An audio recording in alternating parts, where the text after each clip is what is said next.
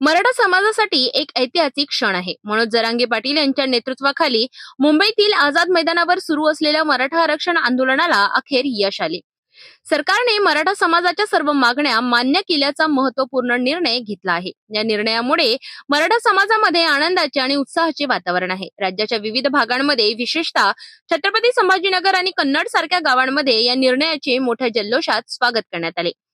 गावातील मराठा समाजाने गुलाल उधळून, फटाके फोडून आणि पेढे वाटून हा आनंदोत्सव साजरा केला.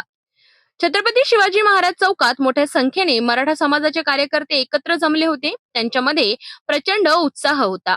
ढोल ताशांच्या गजरात एक मराठा लाख मराठा, छत्रपती शिवाजी महाराज की जय आणि मनोजदादा पाटील तुम आगे बढो हम तुम्हारे साथ है अशा जोरदार घोषणांनी परिसर दणाणून गेला.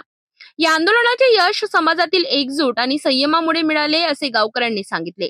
अनेक वर्षाच्या संघर्षाला अखेर यश मिळाले, यामुळे प्रत्येक जण भारावून गेला होता. हा क्षण केवळ एक विजय नसून मराठा समाजाच्या ताकदीचा आणि एकजुटीचा पुरावा आहे. हे आंदोलन शांततेच्या मार्गाने, शिस्तीने आणि मोठ्या संयमाने चालले आणि त्याचमुळे सरकारने मागण्या मान्य केल्या.